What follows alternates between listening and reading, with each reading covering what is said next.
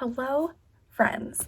Welcome to another video. I'm Liz, and today I want to talk about a project pan. So I've never done a project pan. I'm not super familiar with them. I just think it's such a cool idea though. If you're not familiar with what a project pan is, it's basically pushing yourself to finish a product. So you kind of set a parameter for yourself, like a time frame, and be like, I want to finish this in that time frame. So that's what I'm doing today, because I kind of have a buildup of things that I neither dislike nor super like. So they're kind of things that I don't go through very fast, but I want to change that because I don't want to waste them. And I want to make sure I get through them before they go bad, because I don't want to have to, throw them away or something. Like, I want them to get used. So most of these are face products, because I know that's what I will use and go through. Like eyeshadow palettes, I have a bunch of them, and I do have one here that I want to hit pan on, but I also love and cherish my eyeshadow palettes, so we'll see. So let's just start, I guess. I have two foundations I want to get through here in 2020.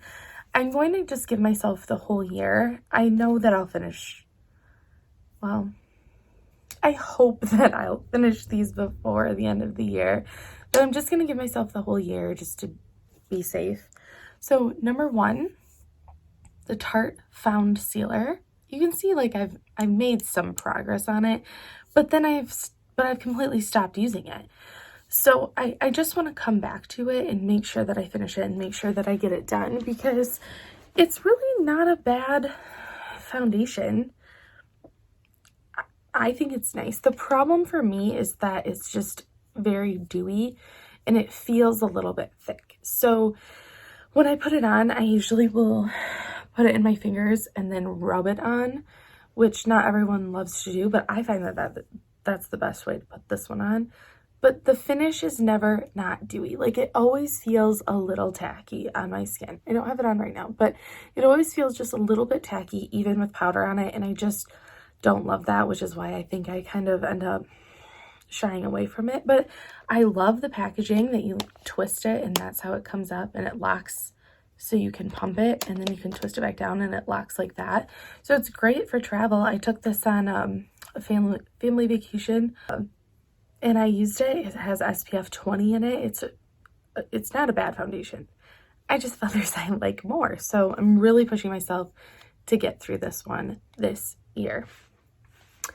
The other foundation I gotta get through it is the Estee Lauder Double Wear. I need to get a pump for it because I think that will help me want to use it, because I hate having to put it into my hand, like onto the back of my hand, and it's too much. It gets messy. So this is in the shade 1N1 Ivory Nude, which is very much too light for me if I have a spray tan, but that's okay. I can still use it. That's what I have on my face right now. I think it is really pretty. So my problem with this foundation is just that it's a little bit too dry. It gets very cakey, like around my nose, and I just don't love it, but it does look pretty on the skin. It wears pretty well. It is a long wear foundation. It wears pretty well. I bought this bottle and then I think I used it like 4 or 5 times because I realized how much I love testing new foundations, and so I kind of just stopped using this one. So I'm gonna push myself to get through this. I just don't want it to go to waste. This is like a $42 foundation. There's no reason that I should not be using it. So the next complexion products that I'm trying to get through are 2 different concealers. One is the Double Wear Concealer. I don't love it. I just filmed a products I forgot about video, and this is one of the products I've forgotten about. It's just not the most high coverage concealer, which I need because I get really bad dark circles. I just have dark circles. So I think that I can get through this though if I color correct and then go in with this. This is in the shade 1C Light Cool. It is very brightening. It's a pretty hydrating concealer. Like, I wouldn't say it's particularly dry. It looks very like creamy on the skin when you blend it out. So yeah, I think it's nice. I just need to finish using it. I just get so caught up in using concealers that I like more that I don't finish ones that I think are only okay.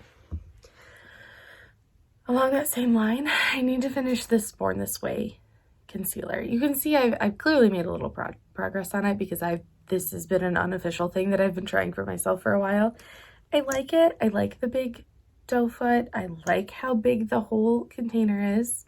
This is in the shade Snow. It's very light for me and it's a little bit yellow for me.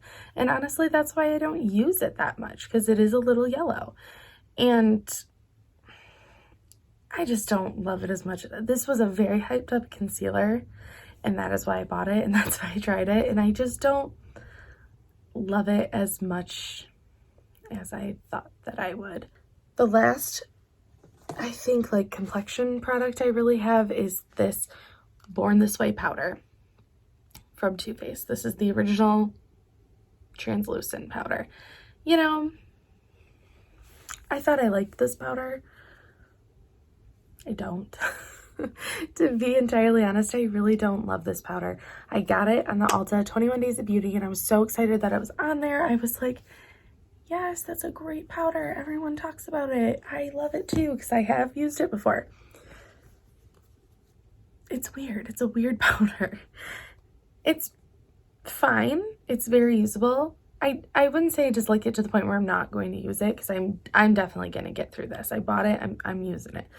But I don't think I would buy it again.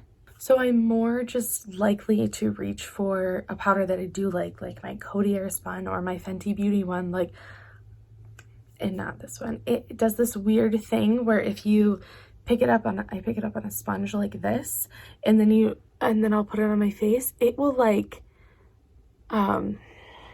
what's the word I'm looking for? It'll not like cake up, but it'll leave like chunks along my face, and I'm like, how did this happen? So I have to take a big fluffy brush like this and like really do that and buff it out to try to get rid of the little dots that it leaves, and then spray it down, and then it's gone. I mean, it ends up not being a problem, but I just don't really love the way that it applies, and so that is my issue with it. But I'm going to get through this because there's so much in here. This is basically brand new. I'm getting through it. So powder products. I have this Kylie bronzer in Tequila Tan. I've made some progress on it. This is relatively new, but I was like, you know what? I'm going to get through a bronzer. So I bought this and another shade of the Kylie bronzer on Black Friday because they were only $10. And I really, really like them, but I'm like, I'm gonna get through them. And I couldn't put any of my other bronzers in this project pan because I've already hit pan on them because I use them and I love them and I don't keep a lot of extra bronzers. There are some more bronzers that I do want to try. I really want to try the Fenty Beauty one, so I think that one's probably up next, but this one's the one I'm going to pan next. I'm going to hit that pan on this one next. My Babe in Paradise by Morphe palette. I loved this palette. I could not wait to get it. I thought it was absolutely stunning. And I clearly didn't use it too much. This one you can see I just took a swatch out of it and that's it. So the one that I've used the most is this middle shade here. It's called Vacation. That is the one I'm going to hit pan on it. I'm going to do it. It's a beautiful, beautiful tone of gold. Like it almost has like a rose gold undertone to it. It's beautiful. It's beautiful on my skin tone. It's beautiful when I'm tan. I just need to be focused on it and use it. I have a bunch of highlights. I bounce around all the time. I just need to be focused on this one and use it. Like, there's no reason I can't use this one when I go to work every day. There's just no reason. I have a problem with my eyeshadow palettes because I love them so much. And I have a bunch of them, and I kind of use them all intermittently. So this one I'm kind of not making promises. I'm not making promises that I'm gonna hit pan on this one, but we're gonna try. This is the KKW Beauty Classic Palette. I love this palette. This wasn't like everyone in the world's favorite palette or anything, but I really like it. I really, really like the tone that this has. This shade in particular, and this like yellowier one. These are beautiful. I don't use like this one and this one as much, but these are stunning.